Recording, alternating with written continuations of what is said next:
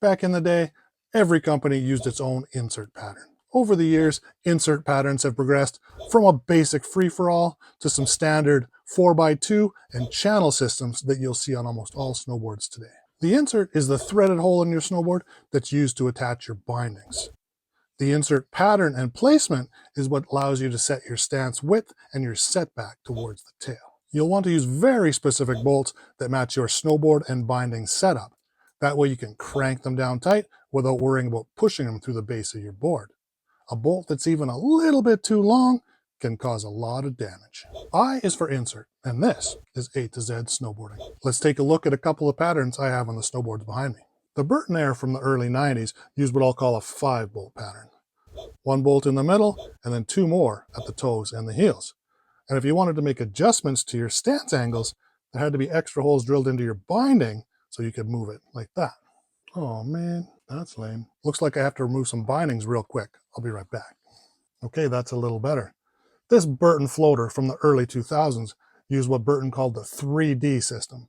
Basically, it's a triangle of 3 bolts that use a disc in the binding to mount everything. I think this was one of the first attempts to use a standard system and the discs and all that jazz, but I'm not 100% sure.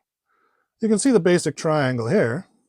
That's where you would mount everything up. And if you wanted to move your binding back, you'd flip your disc down to this other triangle, and then even sort of mixing up triangles in together. So you just had to make sure you got your disc mounted into the right set of holes.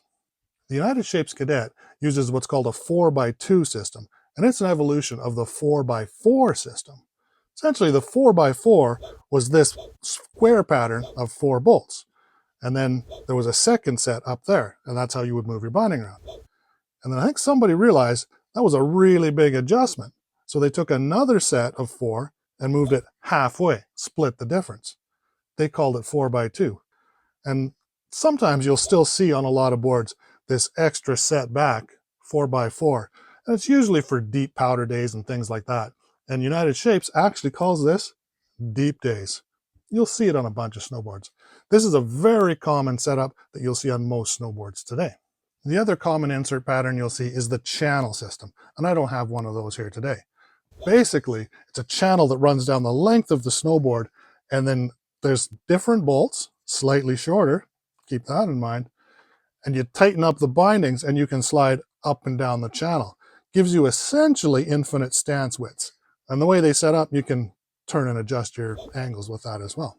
If you go into your local snowboard shop today, you'll likely see the 4x2 and the channel system on pretty much every snowboard they have. Next up, J is